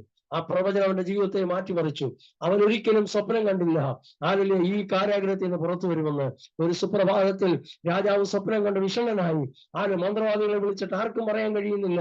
ഈ മെലിഞ്ഞ പശു, കൊഴുത്ത പശു എന്നൊക്കെ പറഞ്ഞപ്പോ മന്ത്രവാദികൾ എന്തോ പറയാനാ വെച്ചാ, ഇതെന്തോ പട്ടിണി കിടന്ന രാജ്യത്തെ പശു ആയിരിക്കും, ചിലപ്പോൾ നല്ല പശു ആയിരിക്കും, ഇങ്ങനെ പല ദൂതൊക്കെ പറഞ്ഞതാ. ഇതൊന്നും രാജാവിന് ബോധിച്ചില്ല. രാജാവ് അവിടെ കിടന്നുകൊണ്ട് പറഞ്ഞു, നിന്നെ എല്ലാം കൊല്ലൂന്ന് പറഞ്ഞു, ഇന്നെല്ലാം തട്ടൂന്ന് പറഞ്ഞു. അപ്പൊ പറഞ്ഞു, അന്നേരമാണ് ഒരുത്തൻ കരഞ്ഞുകൊണ്ട് വരിക, എന്റെ തെറ്റ് ഞാൻ ഉണരുന്നു എന്ന് പറഞ്ഞു. അതാരാന്നറിയാമോ? പാനപാത്രവാഹൻ. പണ്ട് ദൂത് കേട്ടവനാ. ദൂത് കേട്ട പലരും, നിന്നോട് ഓഫർ പറഞ്ഞ പലരും മറന്നുപോയെങ്കിൽ ദൈവം ചിലരെ ഉണർത്താൻ പോവുക. ഹല്ലേലൂയ. ദൈവം ചിലരോട് സംസാരിക്കാൻ പോവുക. ഹല്ലേലൂയ. അച്ഛാ, കുഴപ്പമൊന്നുമില്ല, എന്താവശ്യം ഉണ്ടെങ്കിലും കൂടെ നിൽക്കാന്ന് പറഞ്ഞ പലരും മറന്നുപോയില്ലേ? നിന്റെ തലമുറയ്ക്ക് വേണ്ടി ചില കാര്യങ്ങൾ ചെയ്യാന്ന് പറഞ്ഞ പലരും മറന്നുപോയില്ലേ? ഭാരപ്പെടണ്ട, ദൈവം ഓർമ്മിപ്പിക്കാൻ ചില വഴികളൊക്കെ തുറക്കാൻ പോവുക. ഈ ദിവസങ്ങളിൽ നിന്നെ വിളിക്കാൻ പോവുക ചിലര്. ഹല്ലേലൂയ. നിന്റെ ഫോണിലേക്ക് ചില മെസ്സേജുകൾ വരാൻ പോവുക. നിന്നോട് ദൈവം നിനക്ക് വേണ്ടി ഇടപെടാൻ പോകുക. അങ്ങനെ മാനപാത്രവാഹൻ പറയുകയാണ്, എന്റെ തെറ്റ് ഞാൻ ഉണരുന്നു. സാറേ, സ്വപ്നം വിവരിക്കുന്ന, സ്വപ്നത്തിന് അർത്ഥം പറയുന്ന ഒരുത്തൻ എനിക്കറിയാമെന്ന് പറഞ്ഞു. ആരാടാ അവൻ ചോദിച്ചു. പറഞ്ഞു, അവൻ ഇവിടുത്തുകാരനൊന്നും അല്ല, അവൻ കാരാഗ്രഹത്തിൽ കിടക്കുക. ചെയ്ത തെറ്റെന്തോന്നൊന്നും ചോദിച്ചില്ല, സ്വപ്നത്തിന്റെ വിവരം മതി. തെറ്റെന്താന്ന് ചോദിച്ചെങ്കിൽ പറഞ്ഞാൽ അവനെ എടുക്കേണ്ടത് പറഞ്ഞേനെ. കാരണം എന്നറിയാമോ? രാജാവിന് ഇപ്പൊ സ്വപ്നം കണ്ട് വിഷണ്ണനായിരിക്കുന്നത് കൊണ്ട് സ്വപ്നത്തിന്റെ അർത്ഥമാണ് അവന് അത്യാവശ്യമായിരിക്കുന്നത്. അതുകൊണ്ട് ജോസഫിനെ വിളിക്കാനായിട്ട് രഥങ്ങൾ കൊടുത്തയക്കും. കൊട്ടാരത്തിലെ വണ്ടിയാണ് പോകുന്നത്. ഹല്ലേലൂയ. മക്കളുമേ, ചുവന്ന ഓട് വെച്ച വണ്ടിയാണ് അവിടെ ചെല്ലുന്നത്. രഥം അവിടെ ചെന്നു. ആരാ ജോസഫ് എന്ന് ചോദിച്ചു. ജോസഫ് ആണെങ്കിൽ അവിടെ മക്കറ്റോ അല്ലെങ്കിൽ കിണറ്റിൽ നിന്ന് വെള്ളം കോരിക്കൊണ്ടിരിക്കുന്ന സമയമോ അല്ലെങ്കിൽ കഞ്ഞി ഒഴിച്ചു കൊടുക്കുന്ന സമയമാണ്. പുള്ളിക്കത്തിന് ഉത്തരവാദിത്തം കൊടുത്തിരിക്കുക അവിടെ. അങ്ങനെ അവനെ വിളിച്ചപ്പോ താടി മുടിയൊക്കെ വളർന്നൊരു ചെറുക്കൻ. ഇങ്ങനെ രാജാവിന്റെ മുമ്പിൽ കൊണ്ടു നിർത്തിയാൽ ശരിയാവില്ലെന്ന് പറഞ്ഞ് അവനെ ഷേവ് ചെയ്ത് മുടിയൊക്കെ കട്ട് ചെയ്ത് കുട്ടപ്പനാക്കി നല്ല ഡ്രസ്സൊക്കെ ഇട്ട് ഇവനെ രത്തി കയറ്റിക്കൊണ്ടുപോയി. ഈ കൊണ്ടുപോകുന്ന എന്തിനാന്ന് കാരാഗ്രഹമാലിക്ക് അറിയത്തില്ല, സഹതടവർക്ക് അറിയത്തില്ല. പക്ഷെ കൊണ്ടുപോകുന്നത് അവൻ അവിടെ ശുശ്രൂഷ ചെയ്യാൻ വേണ്ടിയാ. അങ്ങനെയെങ്കിൽ നീ ആയിരിക്കുന്ന പരിമിതിക്കകത്തിരുന്നു കൊണ്ട് ദൈവത്തിന്റെ ശുശ്രൂഷ വിശ്വസയോടെ ചെയ്താൽ ചില കൊട്ടാരങ്ങളിൽ കയറ്റി പ്രവചിക്കുവാൻ സ്വർഗം നമുക്ക് കൃപ തരുവാനിടയായി തീരും. എത്ര പേർക്ക് ആമേൻ പറയാൻ കഴിയുന്നുണ്ട്? അവിടെ കൊഞ്ചെന്നു. യോസഫ് അർത്ഥമൊക്കെ പറഞ്ഞു, എല്ലാത്തിനും അർത്ഥം പറഞ്ഞിട്ട് അവസാനം പറഞ്ഞു, രാജാവേ, ഇതിനൊരു പോംവഴിയുണ്ട്. നീ ജ്ഞാനമുള്ള കഴിവുള്ള ഒരാളെ ഇതിന്റെ നേതാവാക്കി വെച്ചിട്ട് അദ്ദേഹത്തിന്റെ അണ്ടറിൽ ഈ കാര്യം ചെയ്തെടുക്കാമെങ്കിൽ നിങ്ങൾ ക്ഷാമത്തിൽ നിന്ന് രക്ഷപ്പെടും എന്ന് പറഞ്ഞപ്പോൾ രാജാവ് പറയാ, അങ്ങനെ ആരുണ്ടാവേ എന്ന് ചോദിച്ച്, അയ്യോ അങ്ങനെ ആരെങ്കിലും ഉണ്ടോ? രാജാവിന്റെ അളിയന്മാർ MBA പഠിച്ചവരോ അല്ലെങ്കിൽ അക്കൗണ്ടൻസി പഠിച്ചവർ ആരെങ്കിലും ഉണ്ടോ എന്നൊന്നുമല്ല നോക്കിയത്. നിന്നെ പോലെ ഒരുത്തൻ ഞങ്ങളുടെ രാജ്യത്ത് വേറെ ഇല്ലെന്ന് പറഞ്ഞ് എഴുന്നേറ്റ് മോതിരം കൂടി അവന്റെ കയ്യിലിട്ട് കൊടുത്തിട്ട് പറഞ്ഞു, വണങ്ങാൻ പറഞ്ഞു. ഇന്നലെ ജയിലറിൽ കിടന്ന് ചപ്പാത്തി കഴിച്ച് ഗോതമ്പുണ്ട തിന്നവൻ കൊട്ടാരത്തിൽ മാതൃപദവിയിലിരിക്കുക. ഒരൊറ്റ ദിവസം കൊണ്ട് അവന്റെ സ്ഥിതി മാറ്റിയെങ്കിൽ രാത്രി ദൈവാത്മാവിൽ പറയട്ടെ, വിശ്വസതയോടെ നിൽക്കാൻ തയ്യാറാണെങ്കിൽ സ്ഥിതി മാറ്റാൻ ദൈവത്തിന് വലിയ സമയമൊന്നും വേണ്ട. നിന്നോടുകൂടെ ദൈവമുണ്ടെന്ന് തെളിയിക്കാൻ പോവുക. അങ്ങനെ സഹോദരന്മാരവിടെ തേടി വരികയാ. സഹോദരന്മാർ തേടി വന്നപ്പോ യോസഫിന് മനസ്സിലായി, എന്റെ സഹോദരന്മാരാണെന്ന് യോസഫിന് മനസ്സിലായി. അങ്ങനെ ആലോലിയ ജോസഫ് പറഞ്ഞു, ബെന്യാമീനെ കൊണ്ടുവന്നെങ്കിലേ അടുത്ത പ്രാവശ്യം അരി തരത്തുള്ളൂ. അങ്ങനെ ബെന്യാമീനെ കൊണ്ടുവന്നു. ബെന്യാമീനെ കൊണ്ടുവന്നപ്പോൾ ജോസഫിന് പറയോ കെട്ടിപ്പിടിച്ച് കരയണമെന്നുണ്ട്, അയ്യോ എന്റെ പൊന്നുപോലെ എന്ന് വിളിക്കണമെന്നുണ്ട്. മിണ്ടിയില്ല. ജോസഫ് അനങ്ങിയില്ല. എല്ലാവർക്കും സാധനം വെച്ച് കെട്ടാൻ പറഞ്ഞു. കൊണ്ടുവന്ന പൈസ അതുപോലെ ആക്കി വെക്കാൻ പറഞ്ഞു. ബെന്യാമീന്റെ പാത്രത്തിനകത്ത് എന്റെ വെള്ളി കൊണ്ടുള്ള പാനപാത്രം എടുത്ത് വെച്ചേക്കാൻ പറഞ്ഞു. നോക്കണം, അല്ലെ മനസ്സാവാച അറിയാത്ത ബെന്യാമീന്റെ ചാക്കിനകത്ത് ജോസഫാ പറഞ്ഞത് പാനപാത്രം എടുത്ത് വെക്കാൻ. എന്നിട്ട് അതേ ജോസഫ് പറഞ്ഞു, പോയവര് 2 മണിക്കൂർ കഴിഞ്ഞപ്പോ പോയി പിടിച്ചോണ്ട് വരാൻ പറഞ്ഞു. എന്റെ പാനപാത്രം ഓടിച്ചോണ്ട് പോയിട്ടുണ്ടെന്ന്. അപ്പൊ ഇവിടുന്ന് ആലോലിയ നോക്കെ, ഇവിടുന്ന് പോലീസുകാരോട് ഓടിച്ചെന്നു, പട്ടാളക്കാർ ഓടിച്ചെന്നു, എല്ലാത്തിനും പിടിച്ചു. ആരാടാ പാനപാത്രം എടുത്തത്? ഞങ്ങൾ എടുത്തില്ല സാറേ എന്ന് എല്ലാരും പറഞ്ഞു. ബെന്യാമീനും അറിഞ്ഞൂടാ, സാറേ ഇനി ഞാനും എടുത്തില്ലെന്ന് പറഞ്ഞു. പക്ഷെ ചാക്കിന്റെ കെട്ടഴിച്ചപ്പോൾ ആലോലിയ ബെന്യാമീന്റെ ചാക്കിനകത്ത് പാനപാത്രം ഇരിക്കുക. 10 സഹോദരന്മാർ അവിടെ നിന്നുകൊണ്ട് പറഞ്ഞു, എടാ കൊച്ചു കള്ളാന്ന്, കള്ളനാടാ നീ എന്ന്, ഇത്രയും കള്ളത്തരം നീ ഞങ്ങളുടെ കൂടെ ഒന്ന് കാണിച്ചല്ലോടാന്ന്. വന്ന പോലീസുകാരും കള്ളാന്ന് വിളിച്ച് വിലങ്ങ് വെച്ചോണ്ടാണ് ബെന്യാമീനെ കൊണ്ടുപോകുന്നത്. ബെന്യാമീനെ കൊണ്ടുപോയി ജോസഫിന് മുമ്പിൽ കൊണ്ടു നിർത്തിയപ്പോ ജോസഫ് എടാ കള്ളാന്നല്ല വിളിച്ചത്, പാനപാത്രം വെച്ചവൻ ആലോലെ ഉള്ളറിയുന്ന കർത്താവ് നിന്നെ ഒരിക്കലും കള്ളാന്ന് വിളിക്കത്തില്ല. ദേശക്കാരൻ നിന്നെ കള്ളാന്ന് വിളിച്ചാലും നിന്നെ അറിയുന്ന ദൈവം കള്ളാന്ന് വിളിക്കത്തില്ല. കാരണം ഈ പാനപാത്രം ദൈവമാണ് നിനക്ക് തന്നിരിക്കുന്നേ. എന്തിനെന്നറിയാമോ? ഈ പാനപാത്രത്തിന്റെ ഉടയവനും നീയും തമ്മിലുള്ള ബന്ധം എന്താണെന്ന് മറ്റുള്ളവർക്ക് തിരിച്ചറിയുവാനാ ചില കഷ്ടതയുടെ പാനപാത്രം ദൈവം നമുക്ക് തരുന്നത്. പഴയ പാട്ടുണ്ട്, ദുഃഖത്തിന്റെ പാനപാത്രം കർത്താവിന്റെ കയ്യിൽ തന്നാൽ സന്തോഷത്തോട് അത് വാങ്ങുന്നു. ഇപ്പോഴത്തെ തലമുറയുടെ പാടാൻ പറഞ്ഞാൽ, ദുഃഖത്തിന്റെ പാനപാത്രം തന്നാൽ ഞാൻ തല്ലി പൊട്ടിച്ചിട്ട് വേറെ പാത്രം ഒഴിക്കുമെന്ന് പറയും. ദുഃഖത്തിന്റെ പാനപാത്രം ഇപ്പൊ ആർക്കും വേണ്ട. പാനപാത്രത്തിന്റെ ഉടയവനും നീയും തമ്മിലുള്ള ബന്ധം, ഒരു കഷ്ടത ദൈവമക്കൾക്ക് അനുവദിക്കുന്നെങ്കിൽ കഷ്ടത ദൈവവും നീയും തമ്മിലുള്ള ബന്ധം നിന്റെ സഹോദരന്മാരും വീട്ടുകാരും മാത്രമല്ല, രാജ്യം തിരിച്ചറിയാൻ പോവുക. ചിലരുടെ കയ്യാന്ന് പറഞ്ഞു, കഷ്ടത്തിലൂടെ കടന്നു പോകുന്നില്ലേ? എന്ത് ചെയ്താലും പരാജയത്തിലൂടെ പോവില്ലയോ? കർത്താവേ, എന്താ എനിക്ക് മാത്രം ഈ കഷ്ടത? നിനക്കൊരു പാനപാത്രം ദൈവം നിന്റെ കയ്യിൽ തന്നിട്ടുണ്ടെങ്കിൽ ആ പാനപാത്രത്തിന്റെ ഉടയവൻ ആരാണെന്ന്, നിന്റെ ആരാണെന്ന് മറ്റുള്ള മുമ്പിൽ വെളിപ്പെടുത്താൻ പോവുക. അവിടെ ചെന്നു ജോസഫ് ബെന്യാമീൻ ആരാണെന്ന്, ജോസഫിന്റെ ആരാണെന്ന് വെളിപ്പെടുത്തുന്നത് ഞങ്ങൾ ഒരൊറ്റ അമ്മ പെറ്റ മക്കളാണെന്ന് പറഞ്ഞ് കെട്ടിപ്പിടിച്ച് കരയാൻ തുടങ്ങിയപ്പോഴാണ് സഹോദരന്മാർക്കും മറ്റുള്ളവർക്കൊക്കെ മനസ്സിലായത്, ഈ സാറിന്റെ ജോസഫിന്റെ സ്വന്തം സഹോദര കൂടപ്പുറപ്പാ. അതുവരെ കള്ളാന്ന് വിളിച്ചവർക്ക് പിന്നെ കള്ളാന്ന് വിളിക്കാൻ പറ്റത്തില്ല. കാരണം ഉടയവൻ ഈ പാനപാത്രത്തിന്റെ ഉടയവൻ പറഞ്ഞ എന്റെ എന്റെ കൂടപ്പുറപ്പാണെന്ന്. പ്രിയമുള്ളവരെ, അതിലും ഭയങ്കര രസം എന്ന് പറഞ്ഞാൽ, ഈ ബെന്യാമീന് മറ്റുള്ള സഹോദരന്മാർക്ക് കൊടുത്തതിനേക്കാൾ 5 ഇരട്ടി നന്മ കൊടുത്തു. പണ്ട് 10-20 വെള്ളിക്കാശ് വീതം വെച്ചപ്പോ 2 പോക്കറ്റ് ഇട്ട് ബെന്യാമീൻ ഒരു മുട്ടായി പോലും മേടിച്ചു കൊടുത്തിട്ടില്ല. ജീരക മുട്ടായി പോലും മേടിച്ചു കൊടുത്തില്ല അവന്മാര്. എടാ കൊച്ചനിയനല്ലേ, ഒരിക്കട്ടെ ജീരകം കൊടുത്തില്ല. ഈ പൈസ മൊത്തം അടിച്ചു മാറ്റി, ജോസഫിനെ വിറ്റ പൈസ. പക്ഷെ ഇവിടെ നോക്കണം, ദൈവം അളന്ന് കുറിച്ച് പലിശ ഉൾപ്പെടെ ബെന്യാമീന് കൊടുത്തു. കർത്താവിന് കൊടുത്തിട്ടെ ആരും നഷ്ടപ്പെടത്തില്ല കേട്ടോ. കർത്താവിന് വേണ്ടി പ്രയോജനപ്പെട്ട് കർത്താവ് എനിക്കൊന്നുമില്ലെന്നും ആരും ഭാരപ്പെടരുത്. പലിശ മുതലുമടക്കം പലിശയുടെ പലിശ സഹിതം കർത്താവ് ഈ ദിവസങ്ങളിൽ മടക്കി തരാൻ ശക്തനായ ദൈവമാണ്. ചിലപ്പോൾ നിന്റെ ആവശ്യങ്ങൾക്ക് വെച്ച പൈസ ആയിരിക്കാം ദൈവനാമത്തിന് നീ കൊടുത്തത്. ചിലപ്പോൾ നിന്റെ നിന്റെ കുഞ്ഞുങ്ങളുടെ ആവശ്യത്തിന് വെച്ച പൈസ ആയിരിക്കും ദൈവരാജ്യത്തിന് കൊടുത്തത്, ചില ദൈവദാസന്മാരെ സഹായിച്ചത്. പക്ഷെ അതിന് പ്രതിഫലം പലിശ മുതലുമടക്കം തമ്പുരാൻ തരാൻ ശക്തനായ ദൈവമാണ്. Price the Lord. അങ്ങനെയെങ്കിൽ ഈ ദിവസങ്ങളിൽ നമ്മോടുകൂടെ ദൈവമുണ്ടെന്നും നമുക്ക് കഷ്ടം തന്ന ദൈവം ദൈവം നമ്മൾ തമ്മിലുള്ള ബന്ധം പോലും ദൈവം മറ്റുള്ള മുമ്പിൽ വെളിപ്പെടുത്താൻ ശക്തനായ ദൈവമാണ്. സഹോദരന്മാരോട് പറയുന്ന കാര്യമുണ്ട്. ജോസഫാണെന്ന് പറഞ്ഞപ്പോ സഹോദരന്മാർക്കെല്ലാം ഒരു ഭയം. എന്താ പ്രശ്നം? ഇവന്മാരെ പിടിച്ച് ജയിലിടുവോ കൊല്ലുവോ, പിന്നെ എന്ത് ചെയ്യുന്ന ഒരു പിടിയില്ല. അപ്പൊ അങ്ങനെ ഇരുന്നപ്പോ ജോസഫ് പറയുന്നൊരു കാര്യമുണ്ട്, നിങ്ങൾ ആരും ഭാരപ്പെടുകയൊന്നും വേണ്ട, നിങ്ങൾ എന്നെ വിറ്റൊന്നുമല്ല, ദൈവം എന്നെ അയച്ചതാ. ദൈവം എന്നെ അയച്ചതാ. നിങ്ങളുടെ പ്രശ്നങ്ങൾ പരിഹരിക്കുവാൻ ദൈവം എന്നെ അയച്ചതാ. നമ്മളെ തിക്ത അനുഭവത്തിലൂടെ നടത്തിയ പ്രിയപ്പെട്ടവരെയൊക്കെ നോക്കി നമ്മൾ പറയും, അയ്യോ അവരെന്നെ അങ്ങനെ ചെയ്തു ഇങ്ങനെ ചെയ്തു. ഒരു ഭാരവും പ്രയാസവും നിങ്ങൾ ഭാരപ്പെടരുത്. ദൈവം നമ്മളെ അയക്കുന്ന ചില വഴികളാണ്. കട്ടർ നിറഞ്ഞൊരു വഴിയിലൂടെ ജോസഫിനെ പറഞ്ഞു വിട്ടതാ. അവൻ പോയ വഴികൾ നിങ്ങൾ നോക്കിയേ. നിന്നയും അപമാനവും ഒക്കെ ഏറ്റ് കൊതുകടി കൊണ്ട് മരിക്കുമെന്നൊക്കെ വിചാരിച്ച് ചുമടൊക്കെ ചുമന്ന് ഈ കട്ടറുള്ള ഒരു വലിയ പ്രതിസന്ധിയുടെ വഴിയിലൂടെ കടന്നുപോയെങ്കിൽ ദൈവം അവിടെ എല്ലാം കൂടെ ഇരുന്നെന്നുള്ളത് മറന്നു പോകരുത്. നമ്മുടെയും തിക്ത അനുഭവങ്ങളിലൊക്കെ ദൈവം നമ്മുടെ കൂടെ ഉണ്ടെന്നുള്ളത് മറന്നു പോകരുത്. കഷ്ടങ്ങൾ അവരെ ഏറ്റവും അടുത്ത തുണയാണ്. ഹല്ലേലൂയ. ഒരിക്കൽ ഉൽപ്പത്തി പുസ്തകം 26-ാം അധ്യായം 28-ാം വാക്യം വായിക്കുമ്പോൾ ഗെരാർ ദേശത്തിലെ ഇടയന്മാരും മറ്റു ഇടയന്മാരെല്ലാം കൂടെ ഇസഹാക്കിന്റെ അടുത്ത് വന്ന് പറയാം, യഹോവ നിന്നോട് കൂടെ ഉണ്ടെന്ന് സ്പഷ്ടമായിട്ട് ഞങ്ങൾ കണ്ടെന്ന്. സ്പഷ്ടമായിട്ട് കണ്ടെന്ന്. അതെങ്ങനെയാ കണ്ടത്?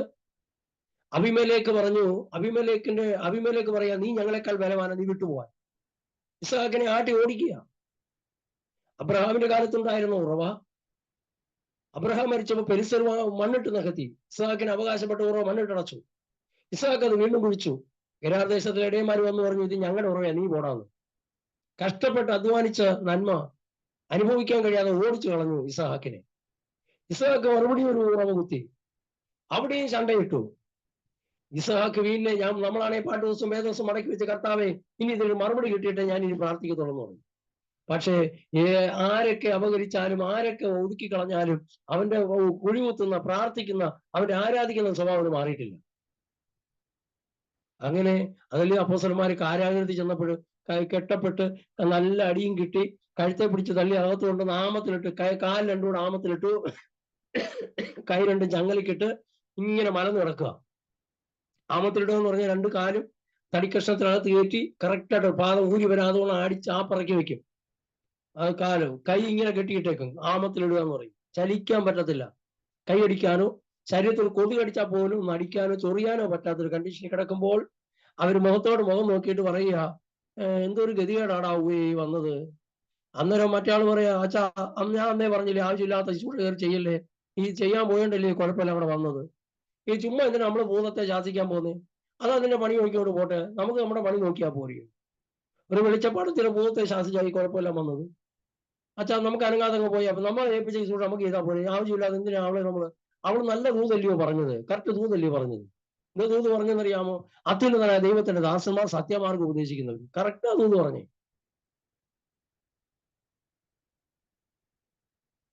വേറെ വല്ല ദൈവദാസന്മാരും വല്ല ആയിരുന്നെങ്കിൽ ഫോൺ നമ്പർ മേടിച്ചിട്ട് വൈകിട്ട് വീട്ടിൽ ചെന്ന്, അമ്മാമ്മേ ബാക്കി ദൂതോടൊന്ന് പറയണമെന്ന് പറഞ്ഞ് കുത്തിയിരുന്നു കൊടുത്തേ.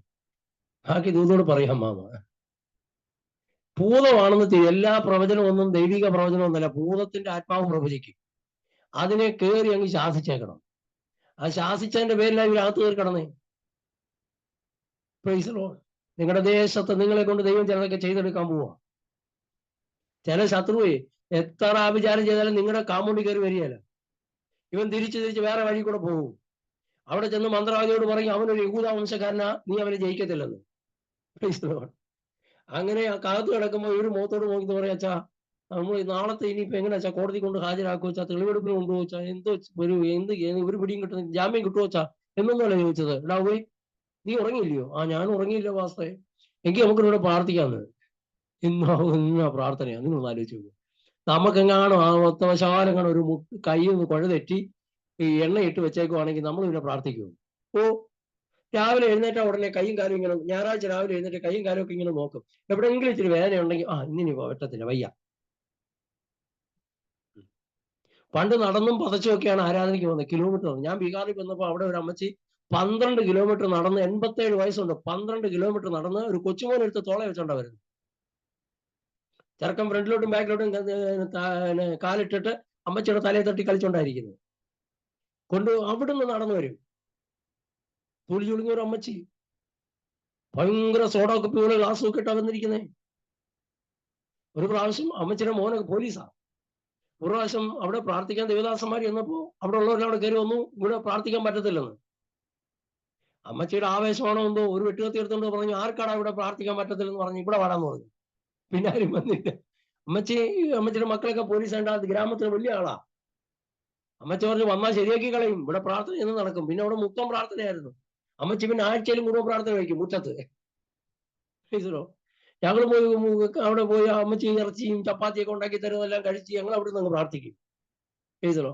അവിടുത്തെ രസം എന്ന് പറഞ്ഞു കഴിഞ്ഞാൽ നമ്മൾ ചെന്ന് കഴിയുമ്പോഴായിരിക്കും ഇറച്ചി മേടിക്കാൻ പോകുന്നത്.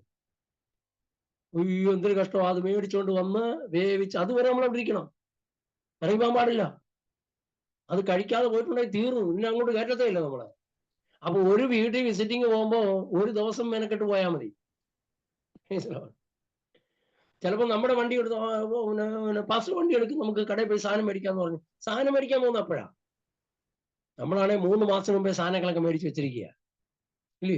ഇപ്പൊ ഫ്രിഡ്ജ് ഉള്ളത് കൊണ്ട് ഒരു കുഴപ്പമില്ല, എല്ലാം അരിഞ്ഞ് പറക്കി വെച്ചിട്ടുണ്ട്. ഒരാഴ്ച സാധനം മൊത്തം അതിനകത്ത് ഇരിപ്പുണ്ട്, മോർച്ചറിക്കകത്ത് ഇരിപ്പുണ്ട്. അത് ഇങ്ങോട്ട് എടുക്കുക, ചൂടാക്കുക, അടിക്കുക. അവിടെ അങ്ങനെയൊന്നുമല്ല. അവിടെ ജോലി കഴിഞ്ഞിങ്ങോട്ട് വന്ന് വൈകുന്നേരം ആയിരിക്കും എല്ലാം ചപ്പാത്തി ഉണ്ടാക്കി ചൂടോടെ കഴിക്കുക, കിടന്നുറങ്ങുക. ഫ്രീ അവർക്ക്, ഒരു ടെൻഷനും ഇല്ല.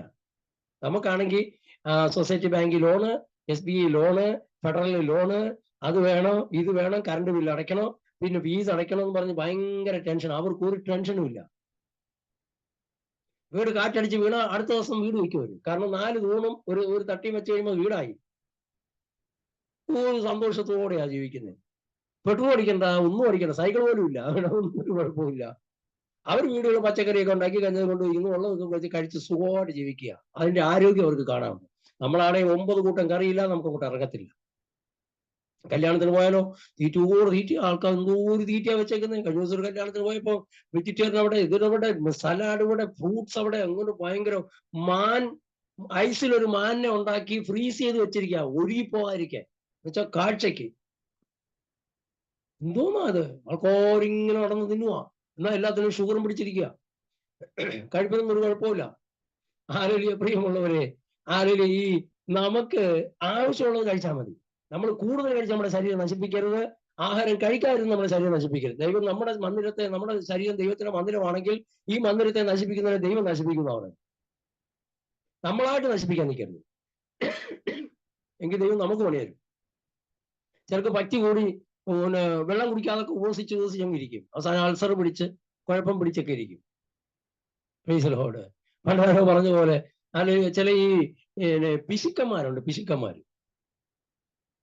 അവർ 6 അടി കട്ടിലാണെങ്കിലും 3.5 അടിക്കകത്ത് ചുരുണ്ട് കിടക്കും. നീ കിടക്കത്തില്ല, കാരണം ബാക്കി ഇങ്ങനെ ഒഴിച്ചിട്ടിരിക്കുകയാണ്. നിന്റെ കട്ടില നീ കയറി കിടന്നുകൂടെ? ചുരുണ്ടേ കിടക്കത്തുള്ളൂ, നിവർന്ന് കിടക്കത്തില്ല. പിശാച് അവരെയൊക്കെ ഒതുക്കിയിട്ടിരിക്കുക, ഉള്ള നന്മ അനുഭവിക്കാതെ ഒതുക്കിയിട്ടിരിക്കുക. ചിലങ്ങ് പണം കൂട്ടി വെക്കുക. എന്തിനാ കൂട്ടി വെക്കുന്നത്? എന്നിട്ട് ഉണക്ക ചപ്പാത്തിയൊക്കെ തിന്ന് ഏറ്റവും വില കുറഞ്ഞ സാധനങ്ങളൊക്കെ മേടിച്ച് തിന്നോണ്ടിരിക്കുക. കഴിക്കുമ്പോ ഒക്കെ നല്ലോണം കഴിക്കണം. ആവശ്യമില്ലാതെ ഓവറായിട്ട് കഴിക്കരുത്. ആരല്ലോ മറ്റുള്ളവർക്ക് കൊടുത്ത് നന്മ ചെയ്ത് കൂട്ടായ്മ ആചരിക്കാൻ ദൈവം നമ്മളെ വിളിച്ചത്. കൂട്ടായ്മ പിന്നെ നന്മ ആദ്യം ചെയ്യേണ്ടത്, ഇല്ലേ? അങ്ങനെ പറഞ്ഞു, നന്മ ചെയ്ത് കൂട്ടാൻ. ഞങ്ങൾ പോകുന്നില്ല. അപ്പൊ ഇസ്ഹാക്കിനെ ഓടിച്ചു വിട്ടു. ഇസ്ഹാക്ക് പോയി വീണ്ടും കുഴിച്ചു. അവർ രഹോബോത്ത് കിട്ടി. വർധനമുണ്ടായപ്പോൾ അവിടെ ആരും ചണ്ടയിട്ടില്ല. കുറച്ചു കഴിഞ്ഞപ്പോ ഇവരെല്ലാം കണ്ടു യഹോവ അവനോട് കൂടെ ഉണ്ടെന്ന്. ആര് ആട്ടിപ്പായിച്ചാലും നിന്റെ പ്രാർത്ഥനയും നിന്റെ വിശ്വാസവും തകർന്നു പോകാതെ നീ സൂക്ഷിച്ചാൽ നിന്നോട് കൂടെ ദൈവം ഉണ്ടെന്ന് ദൈവം തെളിയിക്കാൻ പോവുക. ഭ്രഷ്ടകരുടെ നടുവിൽ ദൈവം തെളിയിക്കും. പ്രിയമുള്ളവരെ, അപ്പോസ്തലർ വേഗത്തിൽ പോവുക. അപ്പോസ്തലർ 28 വായിക്കുമ്പോൾ കാണാൻ കഴിയുന്ന ഇങ്ങനെയാ. പൗലോസിന് അണലി കടിച്ചപ്പോ നാട്ടുകാരെന്തോ പറയുന്നറിയാമോ? നീതിദേവി ഇവരെ കടലിട്ട് കൊല്ലാൻ നോക്കിയതാ, പക്ഷേ അവിടെ വെച്ചവൻ ചത്തില്ല. നീതിദേവി ഇപ്പം സർപ്പം അണലിയായിട്ട് കയറി വന്ന് ഇവന്റെ കൈക്ക് കടിച്ചിരിക്കുക. ഇവനെ തട്ടത്തേയുള്ളൂ, ഇവൻ കൊലപാതകനായിരിക്കാം, അതുകൊണ്ടാണ് നീതിദേവി ഇവനെ ഇങ്ങനെ പിടിച്ചോണ്ടിരിക്കുന്നതെന്ന് പറഞ്ഞ് ബഹളം ഉണ്ടാക്കി. ഭയങ്കര കഷ്ടപോലെ ആൾക്കാരെല്ലാം അകന്നുപോയി, ഒറ്റയ്ക്കായി. കാരണം ഇവൻ പൊട്ടി വീർത്ത് ചാവും എന്നാ പറയുന്നത്. വീർത്ത് പൊട്ടും എന്നാ. അവിടുത്തെ ഈ പാമ്പ് കടിച്ച വീർത്ത് പൊട്ടും പോലും. ഹല്ലേലൂയ. അപ്പൊ നോക്ക്, അങ്ങനെ ഇരുന്നപ്പോ ഈ പൗലോസ് എന്ത് ചെയ്തു? ഇതിനെ സർപ്പത്തെ നോക്കി ഈ പാമ്പ് ഇങ്ങനെയുള്ള പാമ്പാണെന്ന് മനസ്സിലായി. ആ മാനുഷികമായിട്ട് ചിന്ത കൊടുത്ത തല ഇറങ്ങി പുള്ളി താഴെ വീഴും. പുള്ളി എന്ത് ചെയ്തു? ആ ആത്മാവിന്റെ ശക്തിയിൽ തന്നെ, ആ ദൈവകൃപയെ തന്നെ എന്ത് ചെയ്തു? തീയിലങ്ങ് കുടഞ്ഞു കളഞ്ഞിട്ട് അവിടെ തന്നെ ഇരുന്നു. വേറെ വിറക് പുറക്കി തീ കത്തിക്കാൻ തുടങ്ങി. ഇല്ല, അകന്നു പോയവരെല്ലാം കുറച്ച് അടുത്ത് വരാൻ തുടങ്ങി. ആള് ചത്തോ ഇല്ലയോ? അപ്പൊ ചത്തിട്ടില്ല. അടുത്ത് വന്നിട്ട് എന്തോ പറഞ്ഞെന്നറിയാമോ? നീ ഒരു ദേവനാന്ന്. അതിന്റെ അർത്ഥം ദൈവം നിന്നോട് കൂടെ ഉണ്ട് കുഞ്ഞേ, നീ ഒരു ദൈവ മനുഷ്യനാ. ഹല്ലേലൂയ. പൊക്കി പറയുമ്പോ പൊങ്ങാൻ നിന്നില്ല. പുള്ളി പറയാ, ഞാനും നിങ്ങളെ പോലെ സാധാരണ ആളാ, പക്ഷെ എന്റെ കൂടെ നിൽക്കുന്ന ദൈവം ഒരു വലിയവനാ. ഞാൻ സേവിക്കുന്ന എന്റെ ഉടയവൻ വലിയവനാണെന്ന്. നമ്മൾ സേവിക്കുന്ന ദൈവം ആരാണെന്ന് ജാതികൾക്ക് വെളിപ്പെടുത്താൻ സമയമായിരിക്കുക. ഇത്രയും കഷ്ടം വന്നിട്ടും ഒരു ദോഷവും വരുന്നില്ലല്ലോടാവേ എന്നാ മറ്റുള്ളവർ പറയും. എപ്പോഴേ തീരേണ്ടതാ. ഈ കിഡ്നി പ്രശ്നമൊക്കെ കൊണ്ട്, ക്യാൻസർ ഒക്കെ കൊണ്ട് എന്നേ മരിക്കണതാ. എന്താ മരിക്കാത്തേ? ദൈവിക വാക്തത്വം നിറവേറാൻ നമ്മൾ പോവുകയല്ലെന്ന്. അതിന് നിന്റെ ഹാർട്ട് നഷ്ടപ്പെട്ടെന്ന് പറഞ്ഞാലും, ലിവർ ഇല്ലെന്ന് പറഞ്ഞാലും, കിഡ്നി ഇല്ലെന്ന് പറഞ്ഞാലും, ഒരു വാക്തത്വം മിച്ചം കിടപ്പുണ്ടെങ്കിൽ ഹല്ലേലൂയ, അത് നിറവേറാതെ പോകത്തില്ല. പിന്നെ അതിന് വേറൊരു വശം കൂടെ ഉണ്ട്. നമ്മളിവിടെ ചെയ്യുന്ന സകല അനീതിക്കും കുരുത്തക്കേടിനും വിതച്ചതിന് കൊയ്യാതെ പോകത്തുമില്ല. Praise Lord. വിതച്ചത് കൊയ്യണ്ടേ? വേറെ ആള് കൊയ്യത്തില്ല. നമ്മൾ വിതച്ചാൽ നമ്മൾ തന്നെ കൊയ്യണം. നീതി വിതച്ചാൽ ഹല്ലേലൂയ അനുഗ്രഹം നിത്യജീവനെ കൊയ്യാൻ പറ്റും. അനീതി വിതച്ചാൽ അത് ദോഷമേ നമ്മൾ കൊയ്യത്തുള്ളൂ. അതുകൊണ്ട് ഉള്ള സമയം നന്മ ചെയ്യും. ഒറ്റ ആയുസ്സുള്ള സമയം നന്മ ചെയ്യും. ഇനി ദിവസങ്ങൾ മാത്രമേ നമ്മുടെ മുമ്പിലുള്ളൂ. നമ്മുടെ ദിവസങ്ങൾ ഇനി എത്ര ദിവസമായി? ഇപ്പൊ 50 വയസ്സായിട്ടുണ്ടെങ്കിൽ ഒരു 70-75 വയസ്സ് കണക്ക് കൂട്ടിയിട്ട്, അല്ലെങ്കിൽ 80 വയസ്സ് കണക്ക് കൂട്ടിയിട്ട്, അത് അത്രയും വർഷം കണക്ക് കൂട്ടിയിട്ട് ഇൻറ്റു 365 നോക്കിയാൽ എത്ര ദിവസം ഉണ്ടെന്ന് നമുക്കറിയാൻ കഴിയും. അയ്യോ, ഇനി ഇത്രയും ദിവസം ഉള്ളൂ. ഈ 25 വർഷം ഇനി നമുക്കുണ്ടെങ്കിൽ അതിൽ 5 വർഷം ആഹാരം കഴിച്ചും പിന്നെ യാത്ര ചെയ്തും ഉറങ്ങി, 5 ഒരു 15 വർഷം ഉറങ്ങിയൊക്കെ അങ്ങ് പോകും. നമ്മൾ തുച്ഛമായ വർഷങ്ങൾ മാത്രമേ ഉണർന്നിരിക്കുന്നുള്ളൂ. ഉള്ളത് കൊണ്ട് കർത്താവിന് വേണ്ടി ജീവിക്കാൻ നമ്മുടെ കൂടെ ദൈവം ഉണ്ടെന്ന് തെളിയിക്കണം. പ്രിയമുള്ളവരെ, യോബിന്റെ പുസ്തകം 42:5 പറയുന്നത്, ഞാൻ ദൈവത്തെ കുറിച്ചൊരു കേൾവി മാത്രമേ കേട്ടിട്ടുള്ളായിരുന്നു, ഇപ്പൊ ഞാൻ കണ്ണുകൊണ്ട് കണ്ടു. എപ്പോഴാ കണ്ടത്? കഷ്ടങ്ങളുടെ നടുവിൽ ദൈവത്തെ അവനെ കാണാൻ കഴിഞ്ഞു. കാരണം അടുത്തു വന്നത്, ഭാര്യ പോലും കളഞ്ഞിട്ട് പോയപ്പോ അടുത്തു വന്നൊരു ദൈവമുണ്ടെന്ന് അവൻ കാണുവാനിടയായി. ഇന്ന് രാത്രി എത്ര പേർക്ക് വിശ്വസിക്കാൻ കഴിയുന്നുണ്ട്? ഹല്ലേലൂയ. ദൈവത്തിന്റെ കരങ്ങളിലേക്കൊന്ന് ഏൽപ്പിച്ചു കൊടുക്കാൻ തയ്യാറാണെങ്കിൽ ഇന്ന് രാത്രി സ്വർഗ്ഗം നമ്മെ അനുഗ്രഹിക്കാൻ ശക്തനായ ദൈവമാ. ഹല്ലേലൂയ. നമുക്കറിയാം, ഹല്ലേലൂയ, സംഖ്യാപുസ്തകം 17:8 വായിക്കുമ്പോൾ ദൈവം തെരഞ്ഞെടുത്തത് ആരെയാണെന്ന് ദൈവം തെളിയിക്കുവാൻ ദൈവം പറഞ്ഞൊരു കാര്യം, ഈ 12 ഗോത്രങ്ങൾ 12 വടി ബദാംവൃക്ഷത്തിന് കൊമ്പ് കൊട്ടിക്കൊണ്ട് വെക്കട്ടെ. ഏത് കൊമ്പാണോ തളർക്കുന്നത് അതാണ് ദൈവം തെരഞ്ഞെടുത്തത്. അങ്ങനെ ലേവി ഗോത്രത്തിൽ അഹരോന്റെ ഹല്ലേലൂയ പേരെഴുതി അവിടെ വെക്കാൻ പറഞ്ഞു. അങ്ങനെ ആ കൂടാരത്തിനകത്ത് കൊണ്ടുവന്ന് വെച്ചു. പിറ്റേന്ന് നേരം വെളുത്തപ്പോൾ 12 കൊമ്പ് എടുത്ത് വെളി വന്നപ്പോൾ ഒരു കൊമ്പ് തളർത്ത് പൂത്ത് ഫലവും കായ്ച്ചിരിക്കുക.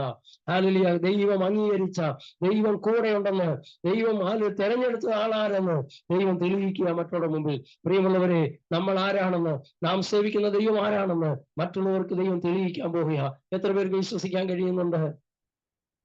Price the Lord. Hallelujah, hallelujah. കാലതാമസിച്ചു പോയെന്ന് പറഞ്ഞ് ആരും ഭാരപ്പെടരുത്. അയ്യോ കർത്താവേ, ഇപ്പൊ നടന്നില്ല, ഇനി എന്നാ നടക്കാൻ പോകുന്നതെന്ന് ഭാരപ്പെടേണ്ട. പ്രിയമുള്ളവരെ, തക്ക സമയത്ത് ദൈവം ചെയ്യും. ഹല്ലേലൂയ. കാലതാമസമായിട്ടാണോ നിന്റെ വിടുതൽ കടന്നു വരുന്നത്? ആ കാലതാമസമായി വിടുതലാണെങ്കിൽ മഹത്വം വലുതായിരിക്കും. 4-ാം ദിവസം കർത്താവ് വന്നത് നിന്ദകളും അപമാനങ്ങളും ഏറ്റ ഒരു 2 സഹോദരിമാരെ വീട്ടിലോട്ടല്ല, പട്ടണവാതിൽക്കൽ വന്ന് നിൽക്കുക. കർത്താവ് ഹല്ലേലൂയ മാർത്തയും മറിയും അങ്ങോട്ട് ഓടിച്ചെന്നു. അത് പറയാണ്, ഗുരു നീ ഇവിടെ ഉണ്ടായിരുന്നെങ്കിൽ. കുറേ ഡയലോഗൊക്കെ പറഞ്ഞു. പക്ഷേ കുറച്ച് കഴിഞ്ഞപ്പോ യേശു പറയാം, വിശ്വസിച്ചാൽ നീ ദൈവത്തിന്റെ മഹത്വം കാണുമെന്ന്. അവനെ എവിടെയാ വെച്ചത്? ഇനി കല്ലറയിൽ പോയി ഒന്ന് ദുഃഖിച്ച് കരഞ്ഞൊന്ന് പ്രാർത്ഥിച്ചിട്ട് വരാനായിരിക്കും എന്നാ വിചാരിച്ച് അവിടെ ചെന്ന് ലാസറിനെ പുറത്തെടുത്ത് ജീവനുള്ള ലാസറിനെ കൈക്ക് പിടിച്ചോണ്ടാണ് വീട്ടിൽ കയറി വന്നതെങ്കിൽ യേശു നിന്നെ കൈവിട്ടിട്ടില്ലെന്ന് മറ്റുള്ളവർ തെളിയിക്കാൻ പോവുക. എല്ലാരും പറഞ്ഞു യേശു നിന്നെ കൈവിട്ടു. കണ്ടോ, നിന്റെ വീട്ടിൽ പ്രയാസം വന്നിട്ട് യേശു വന്നില്ലല്ലോ. ഇത്രയും കഷ്ടം വന്നിട്ട് നിന്നെ സഹായിക്കാൻ കർത്താവ്, നീ പ്രാർത്ഥിക്കുന്ന ദൈവം എന്താ നിങ്ങൾക്ക് വേണ്ടി പ്രവർത്തിക്കാത്തത്? കർത്താവ് താമസം വെച്ച് വരുന്നെങ്കിൽ മഹത്വം വലുതായി വെളിപ്പെടാൻ പോകും. എത്ര പേർക്ക് ആമേൻ പറയാൻ കഴിയുന്നുണ്ട്? നോക്കണമേ, ഈ ബദാം വൃക്ഷത്തിന്റെ കൊമ്പ് ഫലം കായ്ക്കണമെങ്കിൽ, എനിക്ക് വലിയ ചരിത്രമൊന്നും അറിയത്തില്ല, 10 മുതൽ 11 വർഷം വരെയൊക്കെ വേണമെന്നാ പറയുന്നത്. പക്ഷെ ആ 11 വർഷത്തെ നന്മ ഒറ്റ രാത്രി കൊണ്ട് കായ്ക്കുവാൻ ഇടയാത്തിരുന്നെങ്കിൽ ഇന്ന് രാത്രി മറക്കാൻ കഴിയാത്ത രാത്രിയാക്കി ചിലരുടെ ജീവിതത്തെ മാറ്റാൻ പോകുക ദൈവം. എത്ര പേർക്ക് ആമേൻ പറയാൻ കഴിയുന്നുണ്ട്? ഹല്ലേലൂയ. പ്രാർത്ഥിച്ച് മടുത്തു പോയ ചില വിഷയത്തിന് മേൽ കർത്താവ് നിന്റെ കൂടെ ഉണ്ടെന്ന് തെളിയിക്കാൻ പോകുക. ഹല്ലേലൂയ. കർത്താവ് നിന്റെ കൂടെ ഉണ്ടെന്ന് തെളിയിക്കാൻ പോകുക. ചില ഉടഞ്ഞു പോയ മേഖലകളെ പണിയാൻ ദൈവം നിന്നെ ഒരുക്കാൻ പോകുക. ഹല്ലേലൂയ. ദൈവത്തിന്റെ കരുത്തിലേക്ക് ഏൽപ്പിച്ചു കൊടുക്കാൻ തയ്യാറാകുമോ? ഹല്ലേലൂയ. പലപ്പോഴും നമ്മുടെ ജീവിതത്തില് ചില പ്രതിസന്ധികൾ പുറകോട്ട് പോകുന്ന പോലെ ഒരു തോന്നൽ ചിലർക്ക് വരാറില്ലേ? കർത്താവെ, ഞാൻ പുറകോട്ട് പോകുന്ന പോലെ എനിക്ക് തോന്നുന്നെന്ന്. നിന്നെ കവണയിൽ വെച്ച് തമ്പുരാൻ ഉപയോഗിക്കാൻ തുടങ്ങുമ്പോൾ നീ പുറകോട്ട് പോകുന്ന പോലെ തോന്നും.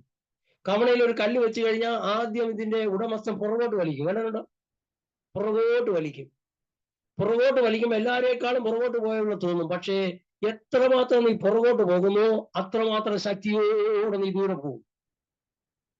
ചിലരെ ദൈവം താഴ്ത്തുന്നത് തളരാനല്ല, ദൈവം നിന്നെ വളർത്താനാ. 119 സങ്കീർത്തനം 75 പറയുന്നത്, ദൈവമേ നിന്റെ വിശ്വസതയാൽ നീ എന്നെ താഴ്ത്തി.